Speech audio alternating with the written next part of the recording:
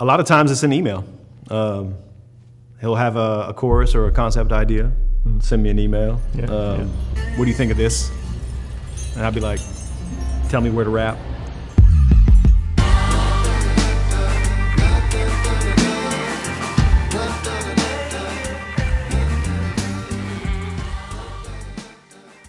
Most of our early music was just us sitting down together, me listening to some beats that he had made and kind of being inspired by that.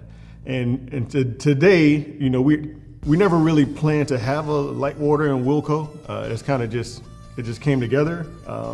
So I was trying to find my sound as Samuel WILCO. And in doing so, it ended up kind of morphing into a lot of the stuff that we like together. He's always hip hop, but he's also grounded in a lot of other things as well. So, yeah. When people come to the show, they can expect high energy. That's really going to be right out of the gate because I'm just as excited to be there as anybody else. But what you're going to hear more so is the combination, the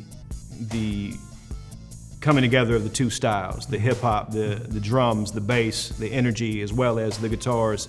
We're from the South. When we go other places, you can tell we're from the South. Our voices, we have Southern accents, Southern drawl, so you're going to hear a lot of the South in us, as well as the different types of music that we make. You're going to hear a lot of country funk in it as well.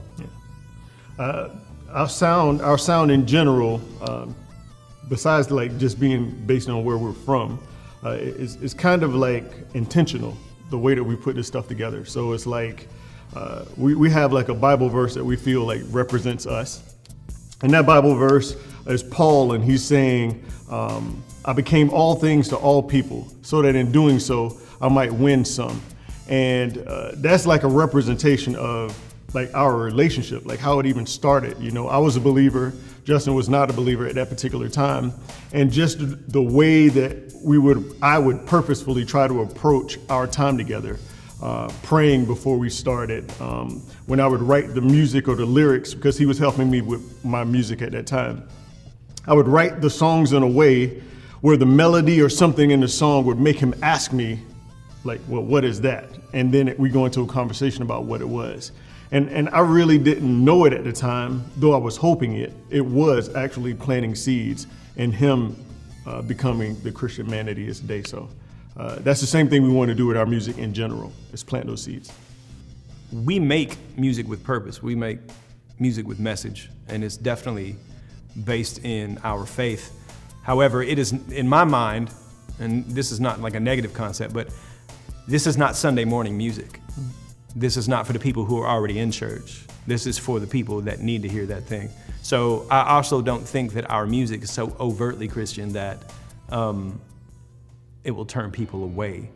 You know, it's built on a foundation of Christ and faith, but there's so much more there to it. And I think being, from my own personal experience, walking in faith for this short amount of time, 3, 4, 5 years, I find myself in a unique position to look back at some folks like that who are maybe not into the quote unquote Jesus thing and be like, hey, I know who you are, you're me. I was standing in your shoes not too long ago, and if you can see me and recognize that I can make that move, then you can make that move too. So my people, please believe me, I come before you as a sinner, a product of a broken world never meant to enter. In the kingdom come true freedom through the Son now, every chain broken now, every stain undone. If somebody was to come up to us after a show and they said, you know, I really love the music, but I'm not with the references to Jesus or God or anything like that, because during our show, more than the music, we get a chance to talk. And so in those conversations, the conversation about God and Jesus and where the songs came from is going to come out. So if they said, you know, I really loved everything else except that, I agree with Justin. I'm okay with them saying that, because just like it was in my initial interaction with Justin, it didn't really matter to me if he got it at that moment. And I remember listening to a sermon one time when I was going through a really hard time in my life, and it was about the seeds that are planted. When you plant a seed in the ground, from the moment that that seed starts becoming, it is It's an action that's taking place from the seed breaking apart and growing into the ground till it grows out of the ground. So I don't know what phase of that growth process we're in when we minister to people through our music. But whatever phase that is, we're okay with that. We know we have a purpose, and regardless if people initially get it or not, I do believe that it's something in the music and something about music itself that will stick with them, even if they don't want it to. It's only our job to plant the seed. God's in charge of the growth anyway. Yeah. If I could use one word to describe what I feel like our music is, what it's supposed to be, I would say transformation.